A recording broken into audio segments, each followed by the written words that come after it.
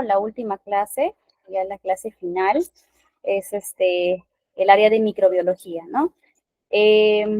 Bueno, darle la bienvenida a los que son nuevos, de repente por ahí algunos que recién se han incorporado, y pues ya de por sí a los que ya hemos tenido, hemos empezado desde el día 1, desde la clase número 1, con el tema de respectivo, cada área, ¿no? Cada área de laboratorio, en qué se diferencia, cuál es su función, qué, qué es lo que tomamos en cuenta en cada área, ¿no? Porque de por sí cuando un paciente llega, solamente se encuentra ubicado en la parte del área de toma de muestras, pero nosotros como profesionales estamos sumergidos en cada una de las áreas, ¿no? Incluso en algunas instituciones dan la función de rotar para poder conocer y desempeñarnos en todas las áreas.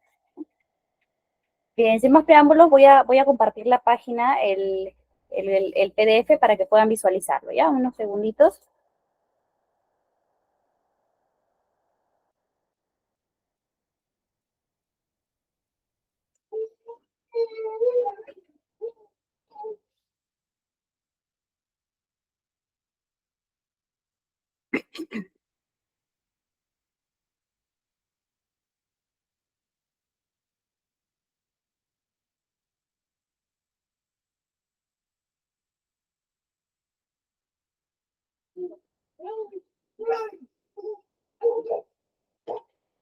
Ok, entonces el día de hoy, como tema número 6, nos toca el área de microbiología, ¿ya? Es una de las áreas muy importante a desarrollar dentro de un laboratorio clínico, ¿no? En muchas ocasiones, como pacientes nos han solicitado, hemos presentado malestares estomacales, hemos presentado dolores al momento de quizás en la piel, hemos tenido de repente algún áreas con manchas, picor, ardor, ¿no? Y todo eso se desarrolla en el área de microbiología. Entonces, es por eso que nosotros en esta área, algunos centros tienden a dispersarlos o mejor dicho, separarlos como área de microbiología y otros como área de parasitología, ¿no? Otros lo mezclan en una sola área, ¿no? Entonces, de por sí, aquí vamos a tratar su mismo nombre dice microbiología, ¿no? Vamos a evaluar, vamos a observar cómo es el desarrollo de los microbios, ¿no? En este caso, las bacterias, los hongos, ¿no? Que están incluidos dentro de esta área. Entonces, primero que nada, debemos conocer la parte teórica de qué es lo que nosotros vamos a evaluar acá, ¿no? En qué nos vamos con qué nos vamos a dar, en el caso de que estemos trabajando en un área de microbiología perenne, ¿no? Una persona que esté desarrollándose en este campo, tenemos que observar a diario cuál va a ser nuestra materia de trabajo, ¿no? Entonces, la actividad, bien dice, que se desarrolla en el laboratorio de microbiología está orientada directamente a observar el diagnóstico microbiológico de las enfermedades infecciosas, ¿no? Una parte, dice, muy importante de esta actividad consiste en el aislamiento, identificación y determinación de la sensibilidad. Ojo, nosotros desde que tenemos de por sí una, una muestra, ¿ya?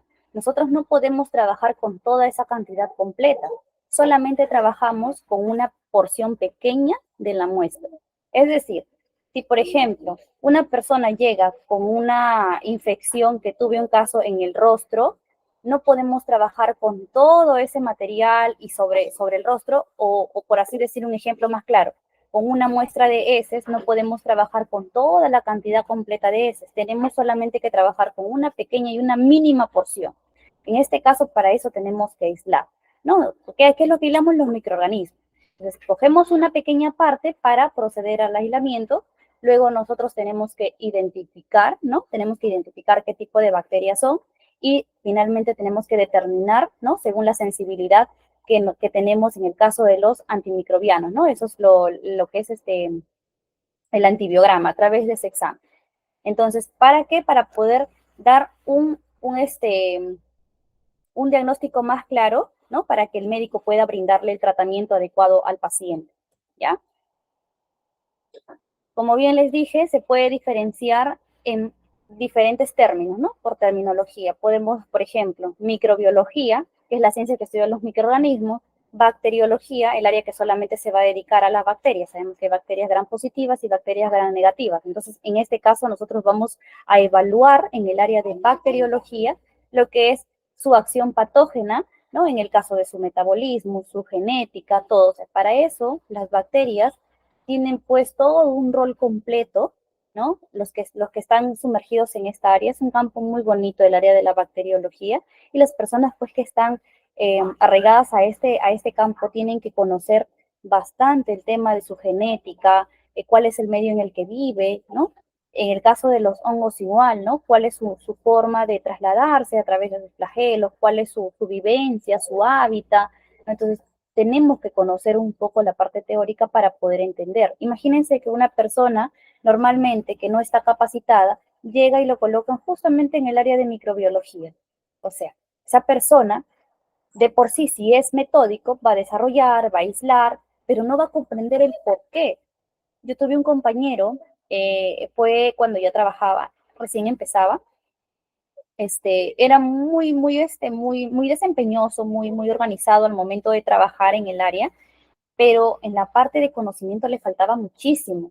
Entonces, uno puede ser muy experimental, ¿ok? Muy experimental. Se desarrolla muy bien en el campo laboral, en el campo experimental, por así decir, ¿no? En el momento en el que está desarrollándose en la práctica.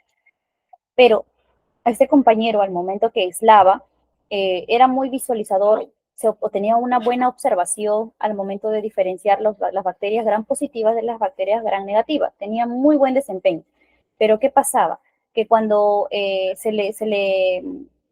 los reactivos también se los había memorizado y todo, pero al momento de desempeñarse en la parte teórica, de decirle el por qué crees, ¿no? Para poder, porque no solamente nosotros no le brindamos al paciente el diagnóstico, sabe que hemos observado tanto y usted tiene esto, porque nosotros no somos los médicos.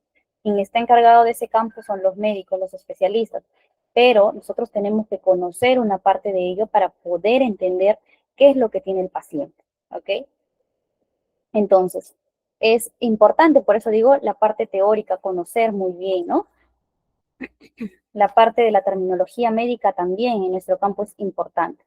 Entonces, ¿qué es lo que desempeñamos en esta área? Principalmente realizamos lo que es el urocultivo, ¿no? El urocultivo, los coprocultivos que vienen de las muestras de heces, ¿no? Mayormente los que les dejan los pediatras a los pequeños, porque ¿cuál es el medio más rápido de producir la contaminación interna hacia nuestro organismo? Es a través de la boca, a través de los alimentos. Entonces, nosotros, por conocimiento y por, por, por subjetividad, por así decirlo, sabemos de que toda superficie está contaminado. Entonces, para ello, ¿qué es lo que hacemos? Nos desinfectamos las manos constantemente. Sabemos que cuando vamos a consumir algo tenemos que echarnos el alcohol, tenemos que echarnos el jabón. Pero un niño pequeño, un menor de edad, no lo comprende todavía. Entonces, no sabe que en toda la superficie hay demasiadas bacterias, ¿no? Entonces, lo que hacen es ingresar a través de la boca cualquier objeto contaminado sin saber que esto puede provocar consecuencias a futuras. En este caso, pues, le puede provocar una diarrea, una infección bacteriana a nivel del estómago, ¿no? Entonces, por eso, por su falta de conocimiento, por ser pequeños, ¿no? Por eso, por la misma razón. Entonces, ¿qué es el urocultivo? Es el cultivo de la orina. Nosotros vamos a cultivar la orina para diagnosticar una infección, ¿no? Sintomática del tracto urinario. Ya hemos tratado la clase pasada con respecto al uranálisis, ¿no? El uranálisis solamente basaba en que nosotros teníamos que ver la parte física, la parte química y la parte del sedimento, ¿no? La parte microbiológica. Si observábamos o no bacterias, colocábamos tal cual nosotros observábamos. Presencia de bacterias, ausencia de bacterias o negativo, positivo, como algunos centros lo puedan trabajar. En este caso, nosotros ya cuando nos dicen el área de microbiología de por sí, cuando tengamos una orina completa positivo, vamos a tener que realizarle el urocultivo, ¿no? Entonces, cuando la orden también de por sí viene. Entonces, el urocultivo ya nosotros vamos a sembrar, vamos a trabajar con placas, vamos a sembrar la orina, ¿ya? ¿Para qué? Para poder observar la presencia bacteriana, para ver si las bacterias crecen. Entonces, Dice, está basada en la presencia de un número significativo de bacterias. Entonces, si una muestra de orina te presenta bacterias, significa que el paciente está teniendo una infección bacteriana, una infección en las vías urinarias, ¿no? Aquí, en esta área, nosotros vamos a trabajar con medios de cultivo se llama. Entonces, ¿qué pasa? De cierta forma, vamos a tener como que un espacio donde vamos a trabajar en una cocina, con un mechero, un medio, o sea, vamos a hacer como si fuéramos pequeños cocineros. Entonces, ¿por qué? Porque vamos a necesitar una cocina y vamos a tener que hacer las diluciones para los medios, ¿no? Entonces, los que hemos trabajado en esta área conocemos que los medios vienen fabricados industrialmente ya de por sí en forma en polvo, ¿no? Entonces lo que tenemos que hacer nosotros es diluir con agua destilada y hacer la preparación. Una vez que nosotros hacemos la preparación adecuada, cada frasco, normalmente los laboratorios compran los frascos, ¿no? Los que se dedican en esta área, compran los frascos ya comerciales y nosotros como especialistas tenemos que hacer las diluciones. ¿Qué hacemos en esta área? Lo que hacemos es pesar la cantidad de reactivo, diluirlo con el agua destilada y una vez colocarlo a ebullición, ¿no? Colocarlo a fuego para que se pueda hacer la buena dilución y después dejar enfriar un poco y colocarlo en las placas, ya hacer la dilución en las placas. Hay técnicas para poder trabajar la dilución, hay técnicas que nos permiten hacer una buena dilución y ojo, hay que tener mucho cuidado porque este contenido de los reactivos están los presentes los agares y el agar es un producto que si lo deja uno mucho tiempo a temperatura ambiente se solidifica como la gelatina. Entonces no podríamos pasar como se dice el término plaquear, para poder obtener la placa con medio. Tendríamos que ni tan caliente ni tan frío. Tiene que ser a una temperatura más o menos adecuada, a una temperatura que uno conoce más o menos, ¿no? Con la práctica uno va viendo que el reactivo esté pues eh, bien, bien diluido para poder trabajarlo y plaquear, ¿no? Agregar en las placas. Entonces, ¿qué tipo de medios tenemos? Los sólidos, los que van en las placas, los semisólidos, los que van en los tubos inclinados, han visto unos medios que son en los tubos inclinados, y los líquidos que también van en los tubos, ¿ok? Eso se basea en las placas, ¿no? En el caso de los sólidos y los semisólidos, y el resto en los tubos.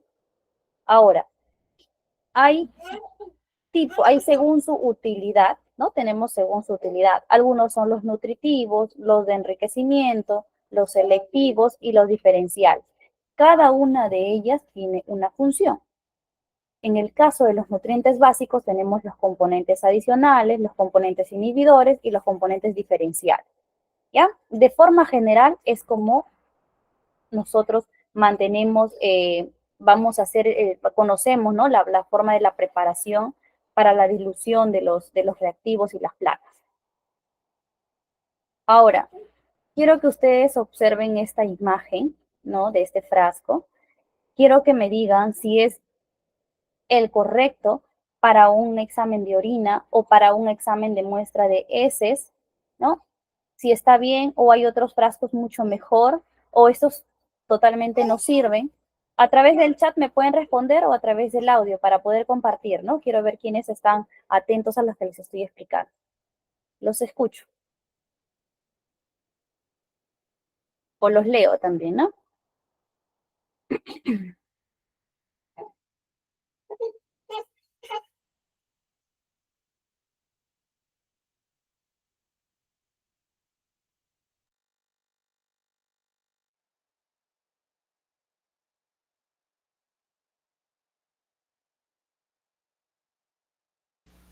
Perfecto. Muy bien. Todos me dicen, coinciden en lo mismo. Me dicen Francis Odalis, me dice para heces, Omar Valencia, buenas tardes a cada uno de ustedes, me dicen muestra de heces y Francis me dice, me lo acaban de dar en el seguro para la muestra de heces. Perfecto. Es cierto. Se utiliza para las muestras de heces. les digo que les comento que es el mejor frasco. ¿Por qué? Porque hay otros frascos, que es el de frasco, el que vimos hace 2 días, que fue el de orina, que es muy perfecto, pero también hay un frasco de ese que los venden en las farmacias, ¿no? O en las droguerías, en el caso que suelen llamarse así en algunos países, los frascos de tapa roja.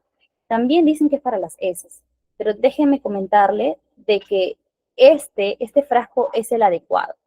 Ya para los que trabajamos en esta área, siempre soliciten que por favor se trabaje con esto. ¿Por qué? Porque no solamente el hecho de que tenga esa cucharita ayuda muchísimo, ¿ya? Ayuda muchísimo el tener esa cucharita que permite coger las heces. Si bien es cierto, podemos trabajar con otros materiales para succionar o para extraer las muestras de heces, pero esa cucharita que viene ya nos da la facilidad, uno, de evitar contaminarnos, y dos, de mezclar la muestra y de coger la muestra o trabajar de una manera inadecuada. Les comento por qué. Cuando trabajé en un laboratorio, normalmente me colocaron en esta área y por día recibíamos entre 40 a 50 muestras de heces en el transcurso de las 8 horas de trabajo. Entonces, algunas personas, a pesar que se le indicaba, en ese laboratorio indicábamos que vengan ese tipo de frascos, porque le brindábamos una orden, una hoja, para que puedan venir con esos frascos adecuados. Lo que hacían era traerlo en otros frascos, que era el de tapa verde o incluso el de tapa roja. Entonces, nos quitaba tiempo a nosotros, porque imagínense en ese momento tener que conseguir, usábamos los palitos moldadientes para coger las muestras de esas, ¿no? Entonces, nos salpicaba, destapábamos, venía muy lleno, ¿no? Entonces, lo normal es que se le indique al paciente que venga solamente una pequeña porción de las muestras de heces, y esa cucharita nos permite sacar desde el fondo, o sea, poco ni tan poquito, ya, porque a mí me pasó un caso muy, muy particular cuando le dije poco, o sea, no tan lleno. O sea, me trajo, el paciente era un niño de 8 o 10 años, si no recuerdo, unas heces tan pequeñitas, y justamente estaba duro las heces porque estaba bien sólido. Imagínense el problema que tuve para sacarlo, una pequeña muestra con la cucharita. Nunca pude con la cuchara. No alcanzaba la cuchara en la parte final, porque hay un espacio entre el frasco, entre la parte final del frasco con la cuchara, hay un pequeño espacio, y las heces se había ido bien al fondo. Con la cuchara, imposible, no podía. Con el palito moldadiente tampoco podía, porque por más que sumergí se fue hasta el fondo y no llegaba, no pude. Imagínense, estaba perdiendo el tiempo en esas muestras. Lo trataba de inclinar, de mover, de chancar para que la muestra salga un poco a la superficie. Nada, estaba muy sólida. Entonces, de verdad que fue tan incómodo para mi persona, porque en ese momento tenía que avanzar otras muestras, y a la vez el tiempo, ¿no? El tiempo que estaba pasando, porque también las otras muestras se contaminan a medida que pasa el tiempo, tampoco podemos dejarlo todo a la superficie, ¿no? El hecho de la capacidad que teníamos de muestra. Quiera que no, buscamos la forma de extraer la muestra, ¿no? Con un material más largo, de mayor longitud, para poder extraer. Entonces, las indicaciones tienen que estar claras siempre, ¿no? Para los pacientes. Por favor, traer la muestra no repleto, porque también me han llegado pacientes que llenan su frasco de heces, y uno cuando va a destapar, todo salpica, porque de por sí las heces, cuando se fermentan, tienden a botar un gas. Ya las heces que están guardadas porque hay bacterias anaeróbicas, ¿no? Hay bacterias, aeróbicas, y al estar cerradas, al estar sumergidas en presión, hace que cuando uno destape bote como que un pequeño gas. Y sí pasa eso, o sea, me ha pasado cuando destapo, imagínense, hasta salpica, o por eso tenemos que usar, en esta área es muy importante usar todos nuestros materiales, nuestros EPPs, muy completos, o sea, completo, hablo del 100%. ¿Qué quiere decir? La bata, la mascarilla, ¿no? El cubredor, de repente tu cabello bien amarrado en el caso de las mujeres, y tu cubredor de cabello, porque a veces salpica. Entonces siempre hay que tener mucho cuidado al momento de trabajar en esta área, ¿ya? Ese es el frasco adecuado, el que les acabo de mostrar, para para poder tomar en cuenta en esta área, ¿no? Aquí les muestro otra imagen. Lo normal, ¿no? Las bacterias o los microorganismos, ¿no? Hablando en forma general, que encontramos nosotros en nuestro organismo son un montón. En el caso de en nuestra piel está abundando los estafilococos, ¿no? Por eso, si nosotros hacemos, por ejemplo, cualquier superficie que toquemos está lleno de bacterias. Cualquier superficie que toquemos está lleno de bacterias. Mientras que en el ambiente, en el aire, viven los virus, ¿no? Entonces, y en la parte de los humedales, donde hay agua, donde hay humedad, viven los hongos. Así está dado ya su hábitat. Entonces, si nosotros hacemos un raspado de piel, vamos a encontrar bacterias de la familia Staphylococcus, ¿no? O los corinebacterias. En el caso de la mucosa nasal, vamos a encontrar también los estafilococos. En los orofaringes vamos a encontrar estreptococos, fusobacterias, miserias, ¿no? En el intestino, ¿qué encontramos? Las enterobacterias, el famoso Escherichia coli, que ya ha hecho su hábitat dentro de nuestro intestino. O sea, esta bacteria vive ahí, en el intestino, ¿no? Y ahora, esa bacteria, ¿qué pasa? Muchos preguntaban cuando he tenido clases así, alumnos me preguntaban, pero si esa bacteria Escherichia coli vive dentro de nosotros, ¿por qué cuando nosotros nos infectamos del dolor de estómago encontramos Escherichia coli y nos hace daño? Pero si dicen, es un poco algo contradictorio. Pero ¿qué pasa?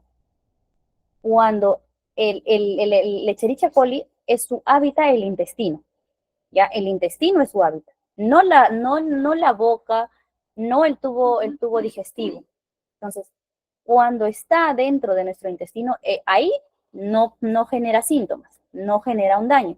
Pero cuando atraviesa todo el camino del tracto digestivo, que es el inicio desde la boca, ahí sí genera malestares porque llega a nuestro estómago y no es ahí su hábitat. Entonces, por eso dicen, en nuestras heces hay Escherichia coli y hay que desinfectarnos muy bien las manos cuando uno va al baño. Por eso es que los niños más pequeños suelen contaminarse. ¿Por qué? Porque no se desinfectan muy bien las manos. Por ser pequeños, se van al baño, se limpian, a pesar que la mamá o el papá, los familiares le indiquen, quien está a cargo del pequeño, les indiquemos que se haga un buen aseo, pero por su niñez, por su etapa en la que se encuentran, no realizan un buen trabajo, una buena práctica y pues se contamina, ¿no? Por eso viene el dolor de estómago, las diarreas y eso cuando no es tratado o cuando hay una cantidad tan fuerte y nuestro sistema inmune está bajo, de ese pequeño o de la pequeña está bajo, les da fiebre, entonces les produce la infección, ¿no? Y tienen que tratarse con analgésicos, con medicamentos. ¿Qué más? En el caso de la uretra distal, viven los estafilococos. Y en la vagina, que es la parte de la mujer, una parte húmeda, viven los lactobacilos. Ahora, también hemos escuchado que los yogur tienen bacterias, ¿no? Tienen un tipo de bacteria. Entonces, ¿qué pasa cuando una persona, por ejemplo, tiene alguna infección o de repente, he escuchado de las bacterias buenas, las bacterias beneficiosas, en este caso son los lactobacilos. Entonces, hay bacterias, ¿no? Incluso el queso, el yogur, la leche, están hechos de bacterias. Se producen a través de una fermentación bacteriana, o sea, se tiene que hacer todo un procedimiento, ¿no? En los bioreactores, ¿no? Tuve la oportunidad dentro de la universidad de llevar un curso de bioreactores y en los bioreactores ahí se realiza, se trabaja con las bacterias. Entonces se cultiva y se trabaja con esas bacterias, solamente con ese tipo de bacterias. Ojo, porque no podemos trabajar con otras bacterias porque ahí sí contaminaríamos el organismo de la persona que lo consume estos productos, ¿no? Entonces, el lactobacillus es una de las bacterias que es beneficiosa para el organismo, ¿ya? Entonces, incluso los enjuagues vaginales tienen un pH adecuado y vienen también con alguna preparación de este tipo de lactobacillus. Hay unas cantidades estándares ya que están marcadas. Y entonces, hay bacterias, en este caso positivas, beneficiosas, y hay otras bacterias que son dañinas para el organismo. Entonces, hay que tener mucho cuidado.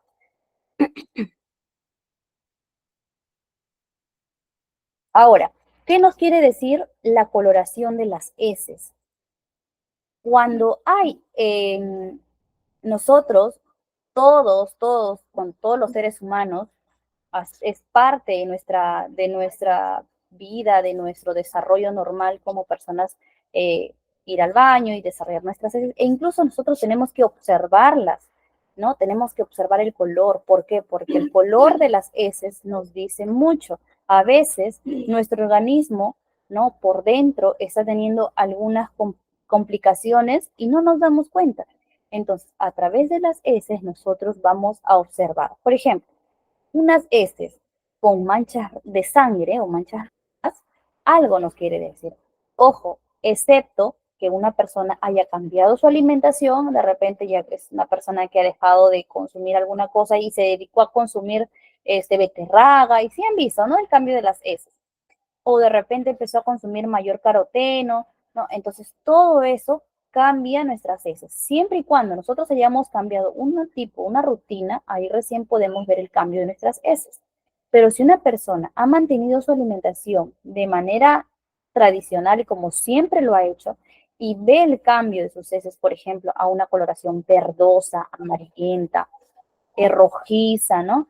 Entonces, eso algo nos quiere decir y no hay que pasar desapercibido. Un color café, ¿no? Entre marrón, café oscuro, está muy bien, está dentro de su normalidad. Un color verdoso de repente quiere decir que haya habido demasiadas hortalizas. Entonces, o en el caso de los menores de edad, ¿no? Los bebés, los infantes consumen hierro. También cambia.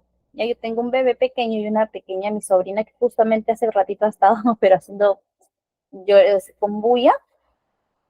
Este, los dos bebés consumen hierro, entonces fue dado por su pediatra. Entonces, sus heces cambian, sus heces son verdosos. Entonces, parte de mi trabajo era también como no solamente como mamá, como tía, sino también como profesional averiguar, ¿no? Y el médico me dijo que pues era por el cambio del hierro, iba a cambiarse. El consumo de hierro hace que cambien las heces. Entonces, hay una razón por el cual las heces cambiaron de tonalidad. Amarillo, bueno, cuando está bien amarillo, un amarillo pálido, un amarillo color sol, también demuestra algo. Quiere decir que no está consumiendo demasiadas grasas. Una persona diabética, una persona también con demasiada grasa que consume, sus heces va a ser demasiado, o sea, un color muy amarillento, ¿ya?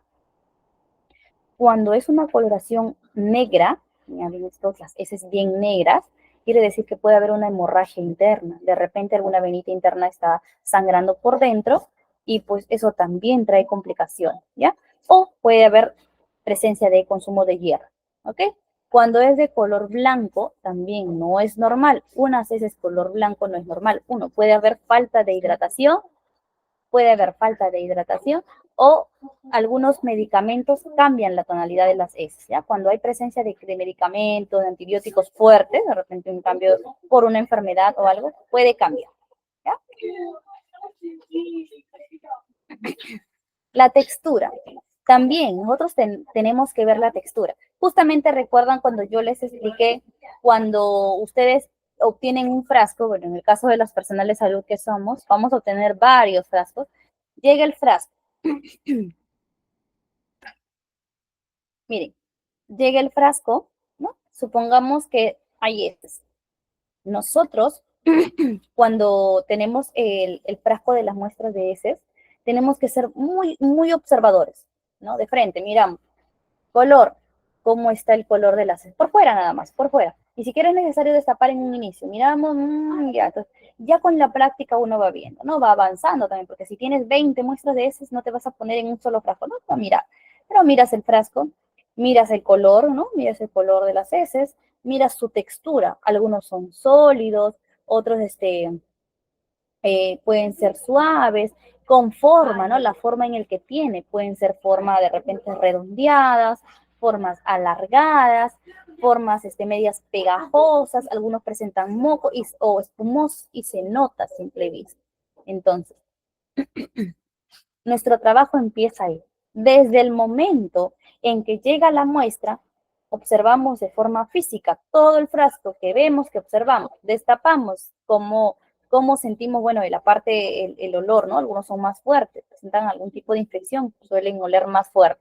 Entonces vemos, ¿no? Y el palito el palito de la muestra nos ayuda un montón, perdón, del frasco.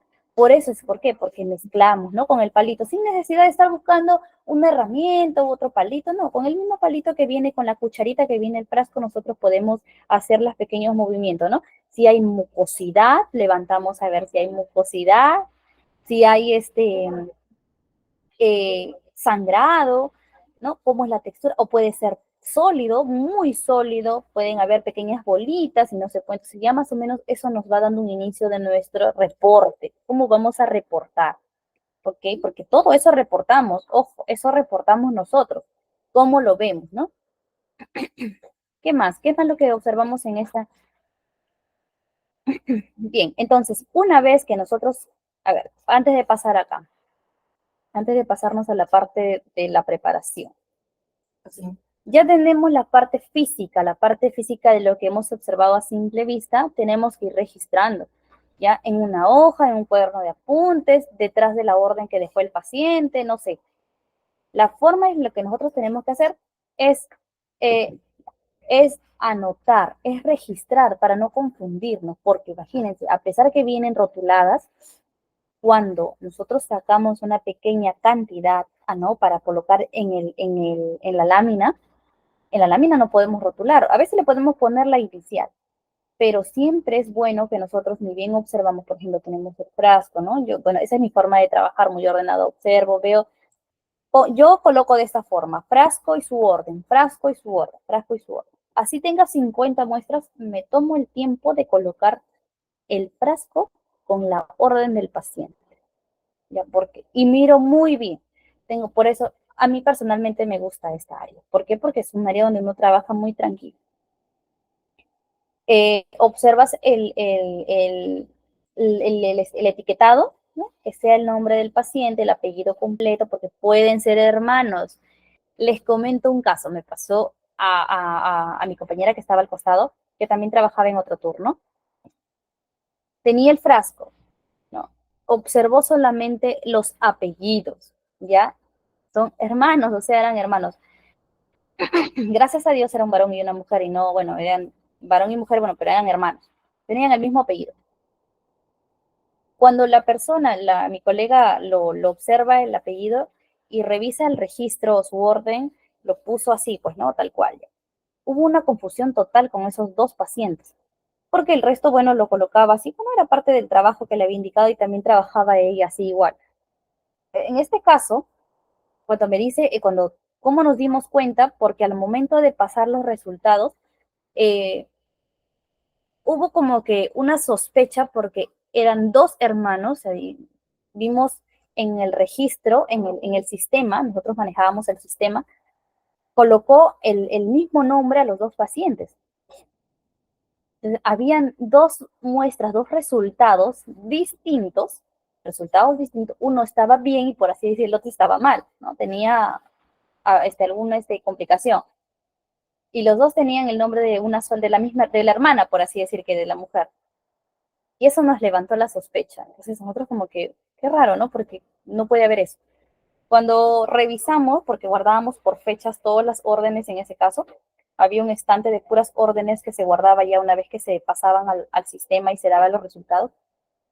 Le había puesto al que estaba bien, quizás en ese momento no sabíamos si había leído bien, si le había puesto mal. Observamos la letra porque poníamos las iniciales de quien evaluaba. Entonces, no estuvo segura. No estuvo segura. Y habían pasado ya como 2 días porque recogió el paciente su resultado. No estaba segura. En su momento dijo que sí había hecho bien, porque había mirado el apellido, pero entonces, ¿por qué en el sistema habían dos resultados con el mismo nombre? El mismo nombre y el mismo apellido. Cuando revisamos eran dos hermanos, ¿no? Entonces, los frascos ya se habían desechado, ya ni se puede saber cómo comprobarlo. Entonces, porque una vez que uno coge la muestra, hace para observar en el microscopio, ¿no? Los frascos se desechan y eso lo sabemos, no lo guardamos. Entonces, estábamos totalmente, ¿cómo les puedo decir? Preocupados porque teníamos que llamar a esa paciente, ¿no? Entonces, en ese caso, la coordinadora, que era muy amiga mía, me dijo, por favor, trata de apoyarla para que los pacientes vengan a dejar nuevas muestras. Ustedes se imaginan solicitar, que pongámonos en el caso, hay que ser muy empáticos del paciente y que a nosotros ya dejamos nuestra muestra de heces, ya recibimos el resultado y que nos vuelvan a llamar a decirnos, ¿sabe qué? Por favor, podrían venir a dejar su muestra de heces porque ha habido un pequeño error, entonces no que... Imagínense, yo en calidad de paciente digo, ¿sabe qué? No vuelvo a confiar en su laboratorio, ¿no? Y lo primero que hay algunas personas, incluso, ¿no? Que pueden decir, ¿sabe qué? ¿Qué persona estuvo a cargo, qué persona lo desarrolló para que por favor no lo vuelvan a contratar porque de verdad que es incómodo? Y a pesar que uno le diga que no se le va a cobrar. Entonces, es muy importante, por eso es muy importante leer el nombre y los dos apellidos. Los dos apellidos con el nombre incluido. Entonces, una vez que tengo la orden, por eso yo en este espacio me concentro mucho, veo el nombre y los dos apellidos. Tengo el frasco con el nombre y los dos apellidos y recién coloco el frasco encima de su orden. Y así, parejito, parejito, parejito, uno con otro, para poder tener un orden al máximo y recién ahí poder desarrollar, porque les vuelvo a repetir, en esta área los frascos de muestras se botan, no es como el frasco de sangre que algunos se refrigeran, no, aquí se desecha. Una vez que la muestra ya está evaluada, ya está colocado, adiós, ya no hay forma de recuperar la muestra, ¿ya? Entonces, eso es lo que nosotros observamos en esa área, acá. ¿Qué más? A ver. No, la textura ya como les he explicado, ¿no? Bien, ahora estamos con la preparación de los agares. Para hacer, ¿por qué necesitamos una cocina? ¿Por qué necesitamos el frasco? ¿Por qué los matraces? ¿Por qué el agua destilada? Todo este mundo completo es para una preparación, para hacer la placa. Ojo, ahora, hoy en día, ya hay laboratorios que compran la placa ya preparada, ¿no? Hay placas que ya vienen ya preparadas, con medio ya listo. Bueno, los laboratorios que tienen una buena economía, por así decirlo, ya los compran. Los que no, todavía estamos sumergidos así, ¿no? Tenemos que hacer nuestra preparación. Entonces, miren, ustedes observan ahí, ¿no? El Bactoagar, dicen, es un reactivo, es el agar. ¿Qué es lo que está haciendo el personal? Tiene la cocina, ¿no? En este caso, perdón, tiene la pesa, va a agregar, ¿no? Según la indicación completa del medio que va a preparar, va a pesar la cantidad ya en gramos, ojo, se pesa en sí o sí en gramos. Entonces, y al costado tiene su matraz con el agua lista ya, la cantidad que le está indicando, ¿no? Entonces, una vez que pesa, ¿no? Ya tiene la cantidad adecuada, pasa al frasco que está con agua destilada, mezcla, diluye, ¿no? Pero como está con agua fría, tiene que diluir, pero no se hace no se compacta bien, que pasamos a la cocina. Miren, ahí está. A esto me refería con que les dije en un inicio, nos metemos al área de la cocina, ¿no? Nos ponemos como chef ahí, porque tenemos que estar en la cocina. Entonces está la cocina, ¿no? Una cacerola y vaciamos el medio que ya está diluido o semidiluido y esperamos que se caliente por ebullición, ¿no? Entonces esperamos el tiempo adecuado. En algunas ocasiones es hasta 4 minutos, 3 minutos. Otros toman un poco más de tiempo, ¿ya? Entonces esperamos que se caliente bien, ¿no? Ojo, hay que tener mucho, mucho cuidado porque puede que el rostro tengamos cuidado al momento de estar en la cocina, frente a esa área, ¿no? ¿Qué más? Miren, acá ya está totalmente diluido, está caliente, ¿no? Ya pasó por ebullición. Entonces esperamos que enfríe un poco, no tanto porque todos los medios contienen agar y el agar es como la gelatina, que si pasa mucho tiempo a temperatura ambiente se solidifica, se vuelve sólido y eso no va a permitir vaciar las placas, ¿ya? Entonces vamos tocando, tenemos que estar ahí a la espera, ¿no? Entonces estamos en constante revisión, ¿no? Entonces, una vez que pasa más o menos y vamos midiendo la temperatura con nuestra palma de la mano, viene el vacío del reactivo en las placas. Observen, observen la imagen que les he puesto, ¿ya? Ese rojo es un tipo de un medio, puede ser agar sangre, ¿no? Agar sangre, agar macón, que también puede ser, no sé. Entonces, díganme, quiero que observen muy bien la imagen y díganme qué es lo que observan o el procedimiento está, quiero que me digan, ¿el procedimiento está bien? ¿El procedimiento está mal? ¿Observo algo negativo? ¿Observo algo positivo? Díganme ustedes, ¿cuál es su perspectiva? Si ustedes en algún momento llegan al laboratorio, son jefe de laboratorio o son coordinadores y ustedes ven, pasan por el costado porque son los coordinadores,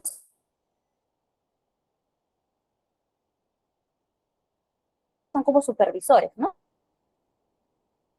Pasamos, bueno, yo soy coordinadora de un área, he sido jefe. Entonces, pasamos, miramos y vemos eso. ¿Ustedes le bien, lo dejan trabajar o no? ¿De qué paren, acá está bien, estoy viendo esto? ¿Qué es lo que dirían ustedes si fueran coordinadores de laboratorio? Frente a esa imagen, frente a ese trabajo, a esa práctica.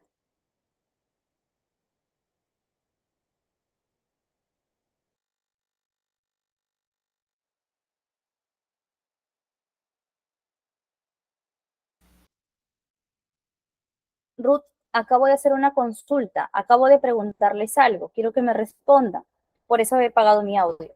Quiero que me digan, les estoy diciendo, ustedes observan esta práctica, son coordinadores de laboratorio o jefes de laboratorio. Según lo que ustedes observan en la imagen, ¿está muy bien la forma de cómo están desarrollando el trabajo o hay algo negativo?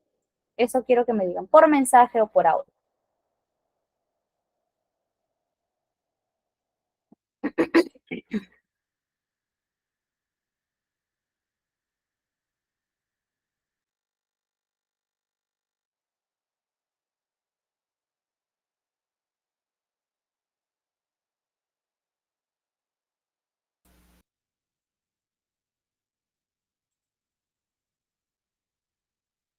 ¿Qué observan en la imagen? ¿Qué es lo que pueden ver? ¿Un buen trabajo o un mal trabajo? Francis, buenas, me dice, estos cultivos no debe hacerse dentro de una cabina de seguridad. Ya, entonces lo ves, es algo incorrecto, ¿no? Por tu parte dices que es algo incorrecto, ya. ¿Qué más? ¿Qué más pueden observar en la imagen? ¿Está muy bien la práctica o está mal o algo que debería cambiar?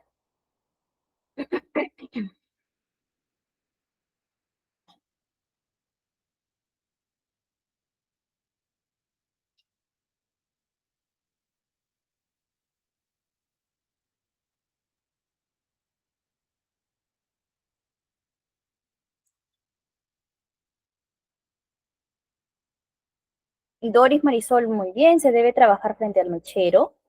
Buen punto, ya, para evitar la contaminación. Ujú. O sea, no hay mechero, ¿no? No hay un mechero, no vemos ningún mechero. Ya, muy bien. Buena observación. ¿Qué más? Yo veo bastantes puntos ahí. Por eso les puse la imagen. Yo veo cosas positivas y negativas. Quiero que ustedes, por eso, porque ustedes, los que van, por algo estamos acá, vamos a llevar esa área, vamos a trabajar para evitar cometer errores, ¿no?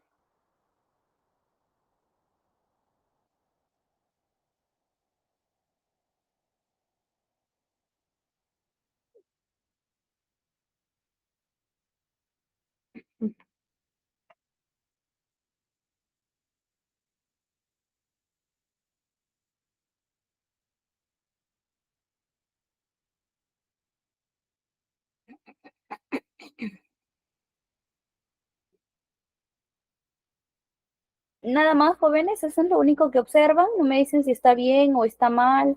No veo sus mensajes, de repente no quieren hablar, pero pueden escribir. Está muy bien el trabajo, o no, señorita, no, Miss, está mal.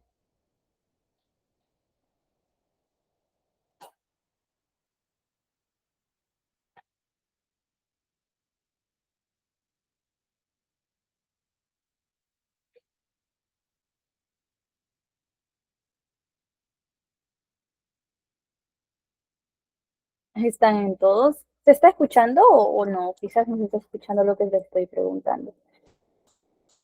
Sí, ¿no? Sí se está escuchando. Bien.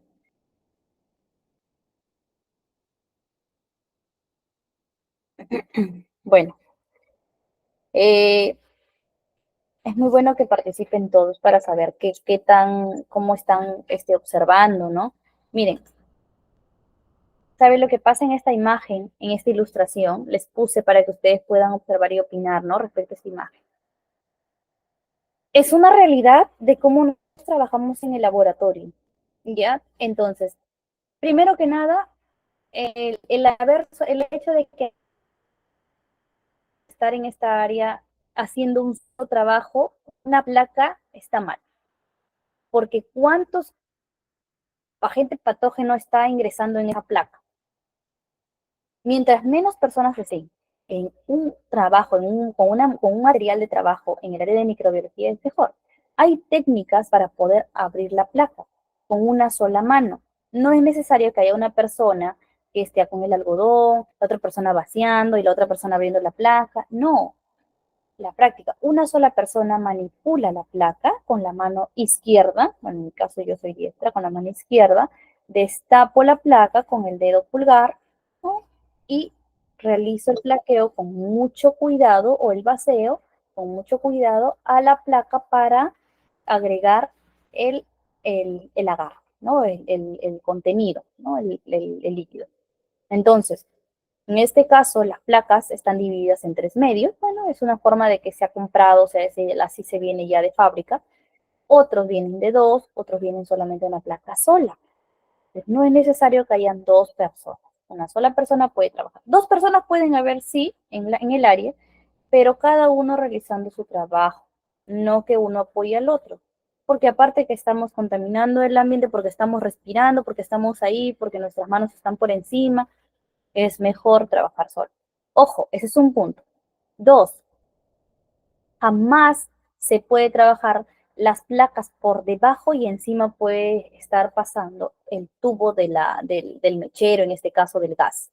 El tubo es el tubo de gas, o sea, hay un mechero al costado, pueda que haya un mechero al costado, ¿no? Y se está trabajando lejos, muy lejos de donde sale la candela del mechero.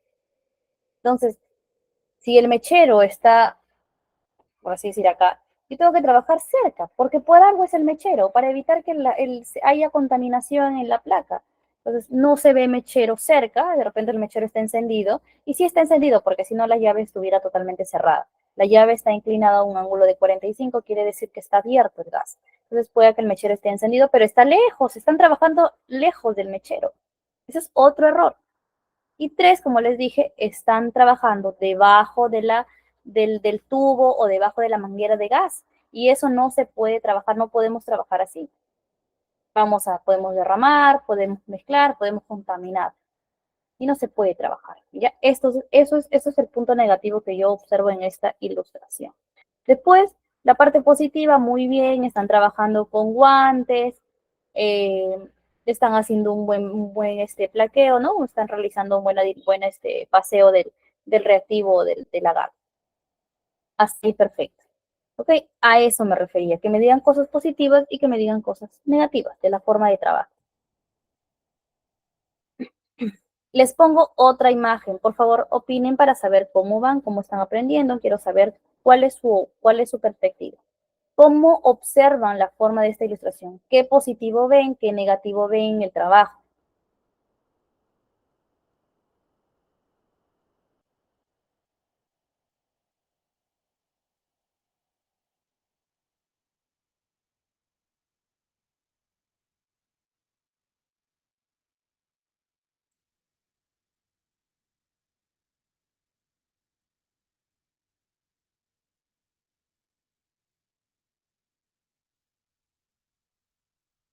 Claro, en la imagen anterior me dice Macías y Miss, yo veo la imagen borrosa. Bueno, es entendible, ¿no? Se ve borroso, no hay problema por tomar internet, el lugar en donde te ubicas.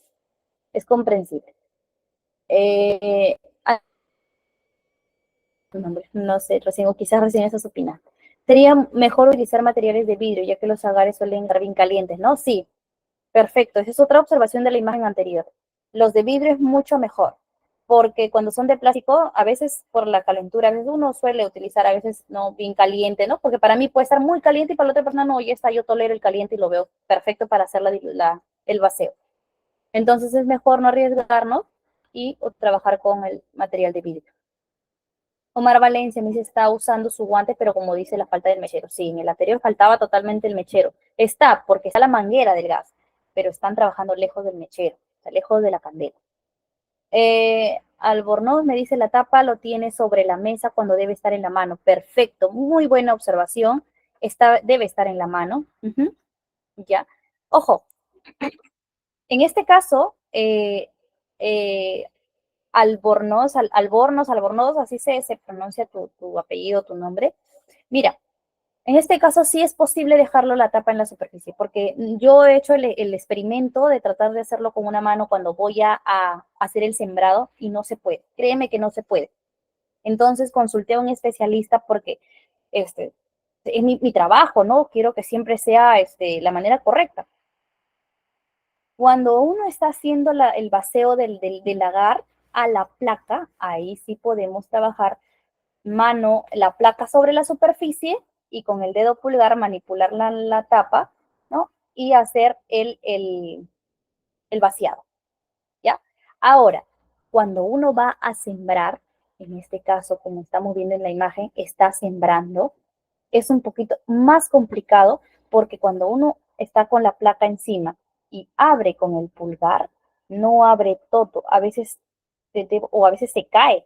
Me ha pasado, créanme, por eso les digo. Entonces, es más complicado, ¿por qué? Porque cuando uno paquea, ¿no? Podemos echar, o sea, solamente con una parte destapado de la placa y agregamos por un costado y listo, y la placa se llena y ¡pum! Se tapa. No hay problema.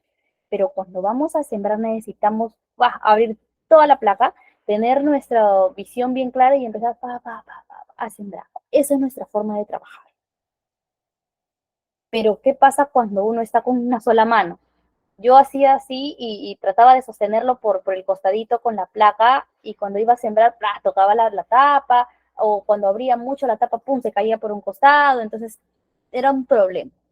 Hablé con un especialista en el área de microbiología, mucho mayor que yo, mucho más experto, y me aconsejó y me dijo, mira, cuando trabajes en microbiología y estés trabajando para sembrar ya, coloca un papel como vemos en la imagen, coloca un material, ¿no? Debajo sobre, ¿no? Para que puedas dejar la tapa de la placa no abierto, no con la boca hacia arriba, o sea, que ingresen las bacterias, todos los virus, todos se peguen ahí y cuando tú tapes, ¡pum! Se va a tu medio, no.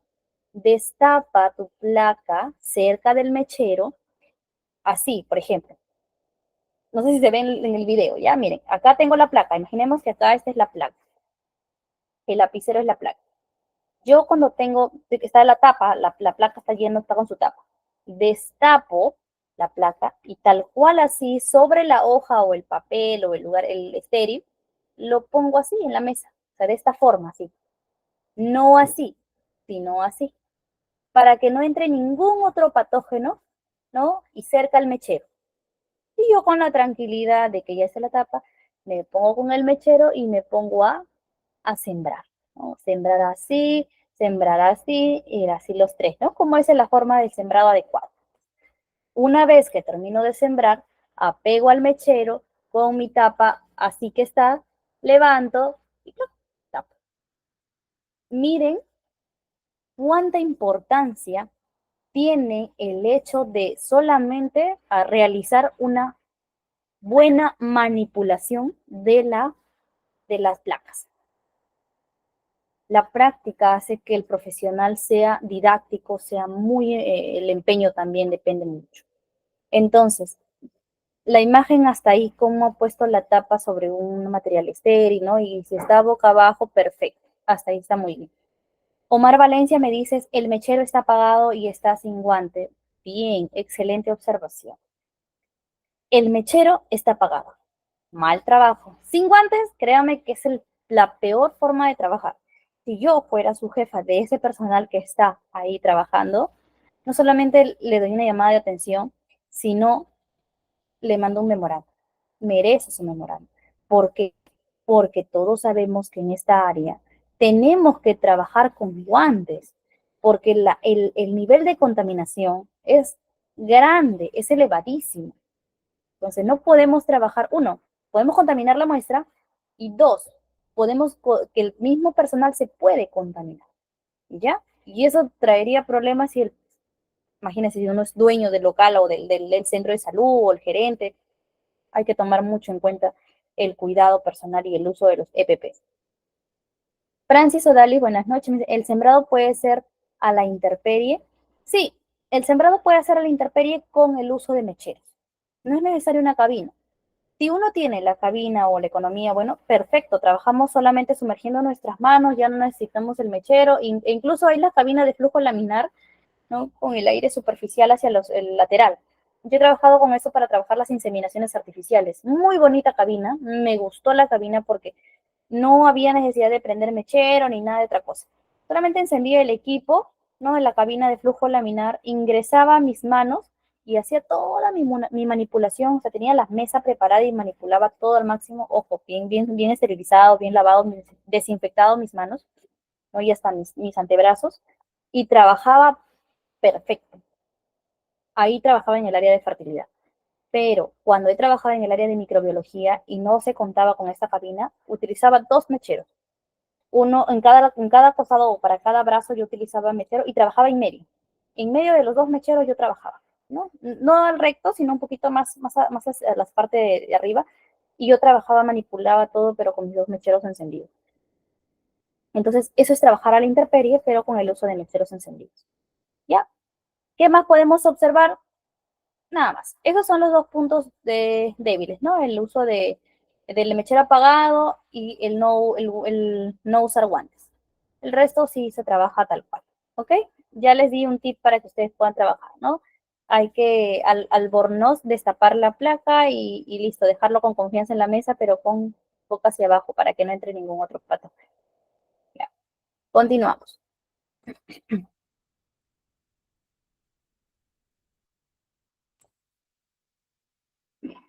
Observación de placa. Miren, una placa que está totalmente contaminada. ¿Saben qué es lo que pasa cuando ustedes, qué pasaría si nosotros le hacemos un pequeño aislamiento a la parte superficial del celular? Si nosotros haríamos un barrido con hisopo, todo el celular, toda la pantalla, así, totalmente tal cual está. Créanme que se va a observar y hacemos un sembrado de lo que estamos observando acá, de lo que tenemos del celular, perdón, de la superficie del celular. Créanme que van a encontrar casi una placa parecida a la que están viendo. Una, una placa totalmente contaminada. Porque tenemos, y digo tenemos porque yo también he cometido ese error en muchas ocasiones, de llevar el celular a los servicios higiénicos, de comer con el celular, de, de todo estar al lado del celular. O sea, entonces ese celular, el celular o el celular, bueno, mayormente, es el material más contaminado que hay en el día de hoy. Está 100% comprobado que es el material más usado, más en el transcurso del día, pero también es el material o el equipo más contaminado que existe a nuestro costado, a nuestro lado. Porque es de uso diario, de uso constante. Cualquier cosa que cogemos rápidamente, o quién se está desinfectando las manos para coger el celular. Cogemos de repente un material contaminado y celular. Vamos a alguna celular. Y todo lo traemos en el... Manipulamos el carro, la plata, el dinero, pagamos celular. Vamos a los servicios higiénicos y celular, porque algunos leemos, miramos el Facebook, las redes, no sé, y celular. Entonces, fíjense que le hagamos un sembrado al celular que tenemos. Créanme que va a ser una placa tal cual observan en la imagen de la pantalla, así, lleno de hongos, lleno de bacterias. Y después lo peor es que nosotros estamos con el celular ahí y estamos comiendo nuestro sándwich, estamos ahí y nuestra manzana, nuestro melocotón, nuestro durazno. Entonces, todo eso bacterias, ¿no? Hay bacterias más fuertes. Ahora, ¿qué pasa? Algunas personas dicen, no, pero yo como con el celular, me voy al baño, a veces me lavo las manos, a veces me desinfecto, pero no me contamino, no me pasa nada. Bueno, pues, porque tu sistema inmunológico está tan reforzado, no te contaminas. Pero cuando una persona tiene el sistema inmunológico bajo o debilitado, que llegue un patógeno muy infeccioso al celular o a cualquier material que nosotros toquemos en constancia o constantemente, nos vamos a contaminar, ¿ya? Nos va a traer problemas al organismo. ¿Qué más? ¿Qué más tenemos? Miren, la coloración de las placas, ¿no? Esos son los medios que uno tiene, ¿no? El tipo de medios, las preparaciones que uno tiene. ¿Qué más tenemos acá? Los medios, ¿no? Como les dije en un inicio, hay medios por según su tipo, selectivos, diferenciales, de enriquecimiento. Unos promueven, bueno, el de selectivos promueven o inhiben el crecimiento, son selectivos. Vamos a seleccionar qué tipo de bacterias crecen. ¿Qué medios tenemos o qué agar? El agar McConkey, el agar Thayer, el agar Sabouraud, el agar Micocel, ¿no? Esos, el SS. En los diferenciales va a distinguir el tipo de microorganismo o la especie de microorganismo que hay. Tenemos también el McConkey, tenemos el agar citrato, el TCI, el caldo de urea. El de enriquecimiento, dice, contiene factores de crecimiento. Van a crecer esencialmente los microorganismos que son según su hábitat, ¿no? Como vamos a ver el crecimiento de los microorganismos eh, por enriquecimiento. Uno de los usos de la investigación de la movilidad de las bacterias. ¿Qué tenemos acá? El agar chocolate.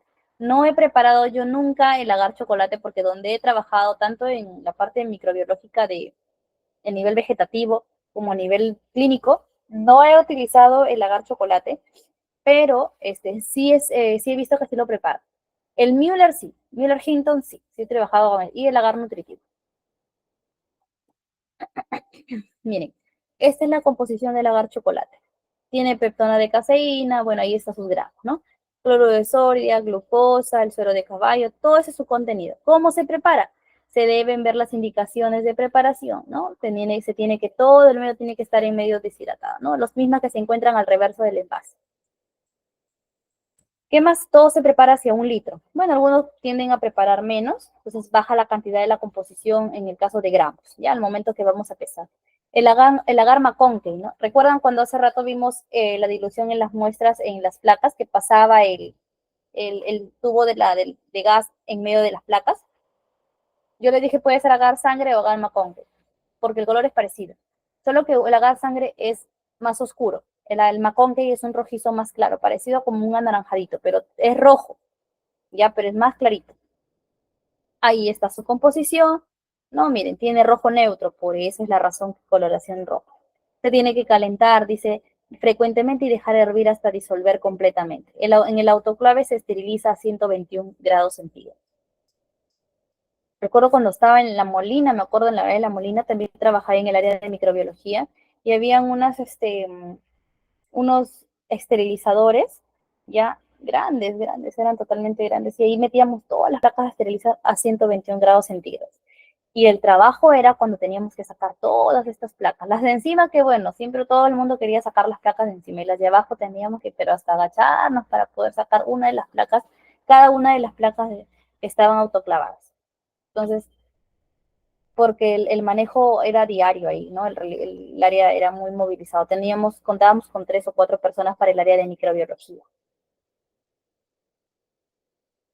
Para el agar Hectwing, bueno, es un tipo de agar. Tampoco he trabajado, es un agar verdoso, ¿no? Tiene lactosa, sacarosa, sales biliares, extracto de levadura, citrato férrico, ¿no? Por eso es la tonalidad, ¿no? Por el hierro. Siempre lo que contiene hierro o este citrato, lo que tiene fierro, por así decir, es medio verdoso, ¿no? Verdoso oscuro.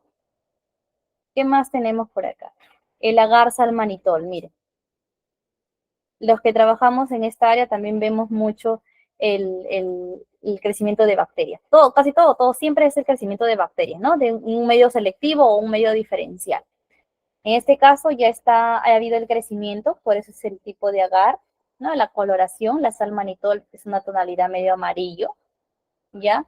Se trata de un medio altamente selectivo, dice en el caso de la salmanitol, por la alta concentración de salinidad. Las bacterias que crecen en un medio de alta concentración de sal y fermentan el manitol producen ácidos, con lo que se modifica el pH del medio y vira el indicador del pH. Los estafilococos. Miren, si pueden observar, ¿cómo se llama? En Zoom, nosotros vemos que hay estafilococos, ¿no? Las formas redondeadas, medios están como que enlazados, como tipo collares, ¿no? Unos con otros, ¿ok? Son coagulasa positiva, fermentan en el manitol, totalmente, su hábitat de crecimiento es el manitol, por salinidad. ¿Qué más? Se visualizan como colonias rojas, dice, ¿no? Este método de cultivo es recomendado para el aislamiento de estafilococos patógenos. A partir de muestras clínicas, bueno, se puede trabajar no solamente en lo clínico, también en los productos farmacéuticos, en los cosméticos, en la área alimentaria, ¿no? Entonces, en la importancia sanitaria, para ver también cuando en el caso de ¿cómo se dice? Especialistas en ambiental, ¿ya? Casos clínicos. ¿Qué tenemos como casos? Ah, ya, pero no me han opinado quizás algo al chat, a ver qué me dicen. Francis me dice, el sembrado puede ser... Ah, ya, sí contesté tu pregunta, ¿no? Ya. Casos clínicos. A ver, acá tengo el E. coli en agar, ¿ya? Es un medio ligeramente selectivo, ¿no? Miren cómo crece el E. coli en un medio selectivo. Y de diferenciación para el aislamiento y la diferenciación de bacilos gram negativos entéricos. ¿Ya? Entonces miren cómo crece el medio, ¿no? Contiene colorantes de azul de metileno y eosina, que inhiben las bacterias gram positivas, ¿no? Solamente crecen los gram negativos, en este caso los bacilos. Los colorantes, dice, también actúan como indicadores diferenciales en respuesta a la fermentación de la lactosa o la sacarosa por parte de los microorganismos. Los coliformes, ¿no? Hemos visto también los crecimientos de los coliformes que producen colonias de color negro azulado. Los coliformes también crecen en aguas residuales, esas aguas estancadas, ya también crecen ahí. Entonces, cuando hay presencia de coliformes, normalmente en una persona, puede ser porque esté consumiendo de repente un alimento mal lavado. Entonces, las personas que cocinan, que son nuestras mamás, de repente la persona que está encargada de cocinar, una tía o un familiar cercano, hay que decirle que tiene que desinfectar muy bien todos los tipos de alimentos porque en nuestro organismo, si nos enfermamos, nosotros en el área de microbiología vamos a encontrar coliformes, ¿no? Presencia de salmonela, shigella, ¿no? Son incoloras, pero es porque hay algún tipo de mala higiene en el hogar, ¿ya? El entamoeba coli. La identificación de las amebas intestinales, dice, no patógenas, ya el entamoeba coli, se basa en reconocer sus estadios de trofozoito, de quistes o de ambos. Los trofozoitos, dice, presentan una membrana delgada y de tamaños de forma diversos. Hay imagen, ahí está, sí hay imagen, ya. Dice, mientras que los quistes, su pared es lisa, es uniforme, son esféricos o alargados, con poca variabilidad de tamaño. El entamoeba coli se trata de la ameba intestinal no patógena que posiblemente tiene menos dificultades de reconocimiento morfológico. Ahora, el entamoeba coli, miren, cuando uno está en esta área, de por sí, mayormente créanme que van a observar entamoebas. Si viene muy líquido esa muestra de heces, van a observar entamoebas. Hace poco tuve una pacientita de 6 meses, perdón, de 8 meses, porque ya comía, 8 meses de nacido. Entonces, llegó la muestra, era muy líquida, era de aspecto muy líquido, amarillento, pero casi líquido. Entonces, me engañó, porque miren, yo de por sí cuando lo vi en la muestra dije, esta bebé está con leucocitos, o está líquido, tiene diarrea, debe tener algún tipo de parásito o bacteria. Pero esta era una muestra engañosa, créanme, porque cuando fui a observarlo, ¿no? Hacer en la lámina, no, era una paciente, no encontré ni trofozoitos ni quistes, no encontré leucocitos, no encontré mucosidad, una muestra totalmente. Como no quería quedarme con la duda porque lo evalué 2 veces, dije, pero es una bebé, le pregunté, ¿no? Al especialista, en este caso mi coordinadora, y me dijo de que ella también lo observó y todo, y me dijo, bueno, en este caso, eh, si estás viendo que no hay presencia de trofozoito, de quiste, ni de ningún otro agente patógeno o una bacteria, eh, y está dentro de sus valores normales todo, entonces solamente hay un cambio de alimentación. El bebé, como ya tiene 8 meses, ya consume alimentos, pero no es diarrea, porque la diarrea presenta algún parásito, alguna bacteria. Entonces no es diarrea, solamente es un cambio de alimentación. Entonces por ahí como que hubo un engaño, ¿no? Pero puede pasar. Ahora, cuando nosotros observamos este tipo de entamoebas, pueden presentarse de dos formas. ¿no? Al momento de que usamos en la lámina, nosotros utilizamos el alcohol yodado y el otro reactivo, ya que podemos observar el trofozoito o el quiste, el suero fisiológico, ahí está, ya me acuerdo. El trofozoito o el quiste, cualquiera de los dos podemos observar. Entonces, ¿cuál? Uno es muy parecido al otro, ojo, tengan mucho cuidado. Cuando uno observa el trofozoito, dice es más largo, miden entre 15 a 50 micrómetros, aunque el tamaño habitual es de 20 a 25. Este estadio, dice en fresco, presenta poca movilidad, no se mueve mucho el trofozoito, ¿ya? Emitiendo pseudópodos romos y cortos, no hialinos, ¿qué más? Con frecuencia el núcleo es visible. Entonces, el trofozoito tiene su núcleo muy visible, ¿ya? O sea, tiene un solo núcleo, mientras que el quiste tiene varios núcleos, es polinucleado, mide entre 10 a 35 micrómetros, lo habitual entre 15 y 25. En su mayor parte son esféricos, son muy redondeados, por eso es más pequeño. Pueden ser ovalados también en algunas ocasiones, pero dice suelen tener 8 núcleos. Eso los diferencia. Créanme que los núcleos va a ser el punto más fácil de poder observar. Yo les digo porque yo he tenido esos casos y yo miraba uno bien redondito, cuando estaba con muestra de heces. El suero fisiológico no se notaba mucho, pero con el alcohol yodo, el yodo sí, ahí lo observaba muchísimo mejor. Entonces me confundía mucho en ese entonces cuando recién empezaba el trofozoito con el quiste. Decía, pero ¿por qué si veo bien ovoide, bien redondo, ¿no? Y bien redondito, pero veía un núcleo y los otros como que no se notaban tan bien. Yo decía, ¿pongo trofozoito o reporto quiste? Entonces, a medida que iba en la práctica ya, podía diferenciar mucho mejor. Y esto es lo que yo pude, con este atlas pude aprender. Miren, ahí está. Quiste, bueno, para este lado, trofozoito para este lado, ¿no? Aquí está en la parte de arriba, vemos un trofozoito, ¿ya? Es un trofozoito. Y el de abajo también son trofozoitos. Los quistes, miren, se ven como que un núcleo. El quiste es un solo núcleo. Perdón, el trofozoito es un solo núcleo. El quiste tiene varios núcleos. El quiste tiene varios núcleos. Miren, obsérvenlo. En la imagen se ve un poco borrosa, sí, por cierto, se ve un poco borrosa. Ven la fila del quiste y ven la fila del trofozoito. En la parte del quiste vamos a ver como que varios huevitos internos, ¿no? Y en la fila del trofozoito solamente un solo núcleo. En la parte de arriba, en la parte de abajo también un núcleo bien marcado y en la parte final también. Por eso he puesto cuadros diferenciales. Cuando uno está en las muestras de heces al microscopio, tenemos que ser muy, muy objetivos porque vamos a tener que ser muy minuciosos al observar, ¿ya? Para ello nos vamos a ayudar con el micrométrico.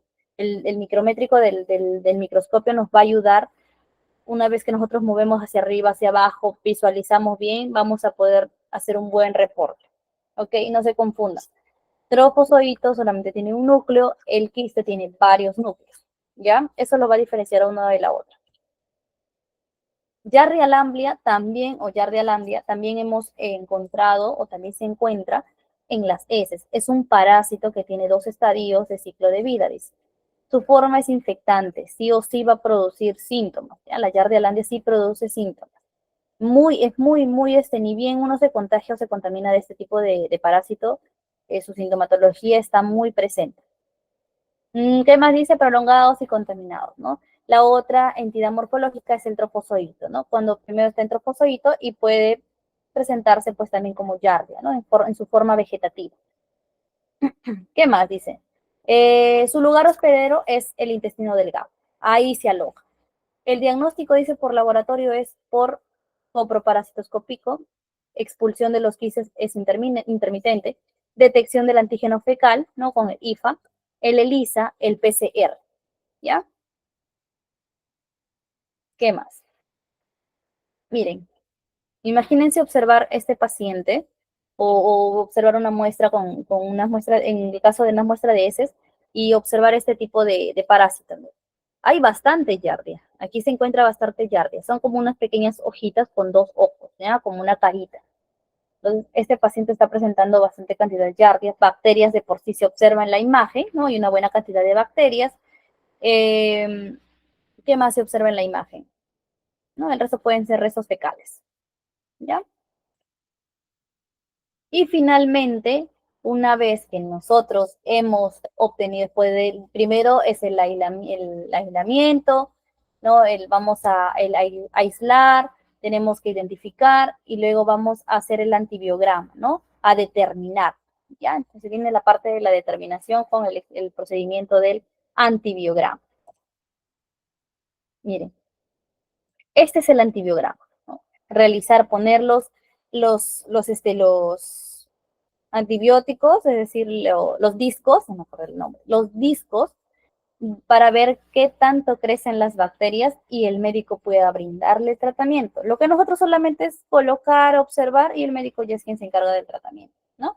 Entonces vamos a ver cuánto de crecimiento de halo presenta cada disco para poder colocar positivos o los nombres adecuados, ¿no? Tienen unos nombres adecuados específicos ya. Aquí está justamente lo que les estaba diciendo. Observen los nombres y se determinar el grado de susceptibilidad. Vamos a ver qué tan susceptibles a los antibióticos son la presencia con los discos, ¿no? Tenemos la amoxicilina, el cefalotina, ¿no? Tenemos la clindamicina, ¿qué más? La penicilina, los más conocidos, ¿no? Streptomicina, tetraciclina. Miren, sino que todo en los discos no se puede colocar todo el nombre, solamente vienen las iniciales. De M, S, P, S, E, C, F, T, E, C, ¿no? Entonces vienen sus iniciales. Entonces, de por sí ya nosotros sabemos cuando crece, vemos el crecimiento de los halos. ¿A qué me refiero el crecimiento de los halos? Ustedes observan, por ejemplo, en esta imagen, miren. Los discos son los blancos, como esas pastillitas blancas que observan en la placa. Se colocaron porque hubo crecimiento bacteriano. Y los discos, los halos, son esa mancha roja que está creciendo alrededor de ese disco, de ese disco antimicrobiano. Entonces, ahí nosotros de por sí vemos qué cantidad ha crecido o vemos el nombre y reportamos cómo estamos observando el crecimiento, ¿ya? Entonces, eso son la formación de halos. En lo que crece y medimos el crecimiento del halo, vemos que tanto ha crecido alrededor de este antibiótico, ¿ya? Entonces, ahí están los antibióticos, ¿no? Toda una lista. Ojo, los antibióticos cambian para los niños, para los jóvenes y para los adultos mayores. Hay antibióticos que cambian. Eso sí lo pude observar mucho en la práctica última que tuve, que los antibióticos cambian según las edades. ¿Ya? Yo les he puesto de forma general porque más o menos esa es la forma en la que me puedan entender. ¿Ya? Pero sí, algunos entran, en el caso de los niños es menos la cantidad de los antibióticos, ¿no? El crecimiento bacteriano. Y remarcarles o volverles a recomendar la protección del personal, ¿no? La protección del personal. Entonces, hay que tener muy en claro de que el personal en esta área tiene que estar, pues, bien protegido. Sus mascarillas, el uso de la bata, el cubrebotas, bueno, en algunos casos cubrebotas, no es necesario, no en todos los laboratorios. Los guantes, sí, los guantes de látex, el protector, la mascarilla, el protector facial, ¿no? Como les dije, ¿no? Entonces, no solamente por el tema del COVID, sino de por sí ya uno tiene que estar muy protegido para evitar autocontaminarse, porque eso uno lleva a la casa, ¿no? Los que tenemos familia, pues, vamos a nuestros hogares y llevamos todos los patógenos. Podemos solamente colocarnos la bata y al momento de culminar nuestras labores, dejar la bata en su sitio y listo, procedemos a retirarnos de nuestro centro de labores sin ningún patógeno y contaminar a nuestros familiares más cercanos, ¿ok? Entonces, eso sería nuestra clase final, eso sería el día de hoy, todo lo que hemos venido tratando, ¿no? Desde que hemos empezado la clase. Entonces, han visto el crecimiento de los agentes que han crecido, con cuál nos relacionamos primero, qué son los primeros pasos que tenemos que hacer, ¿no? Desde el momento que llegan las muestras de heces. Es todo un mundo del área de microbiología. También nos volvemos una parte chef porque tenemos que estar pues en la cocina haciendo las diluciones, ¿no? El buen sembrado, el buen aislamiento. Listo. ¿Alguna pregunta por parte de ustedes? ¿Algo que entender? ¿Algo que mejorar? ¿Alguna acotación? Es la última clase, así que por favor, algo que me digan, pues al menos, ¿no? Como para despedirnos hasta un próximo curso. Está perfecto todo, muy claro, con los casos clínicos que hemos podido observar. no es todo, porque hay muchas cosas más que vamos a ver en este campo.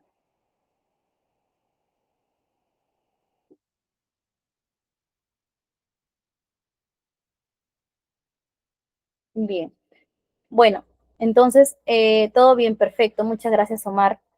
Me despido, espero que haya sido una bonita semana para ustedes.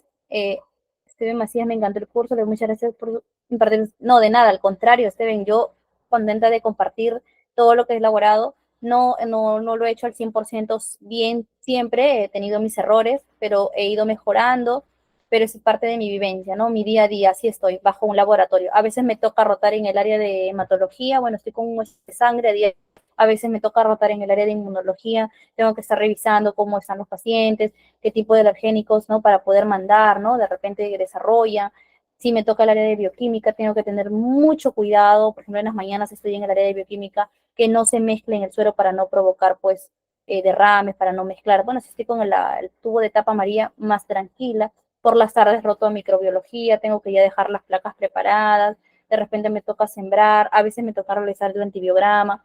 Todo eso es parte de mi trabajo y sobre todo pues compartirlo, dar las clases, venir corriendo para dar las clases, alistarme. Eso es parte de. Entonces, a quienes nos encanta esta área y muchas gracias a ustedes por estar presentes, por compartir también parte de sus experiencias, en este caso siempre estar con las preguntas constantes, sus dudas, ¿no? Y espero bueno, nuevamente pues que ustedes haya se presente otra oportunidad para que puedan con algún otro tema de repente poder dictarles, ¿no? Siempre estoy en compañía y con el agradecimiento a la empresa ITEC.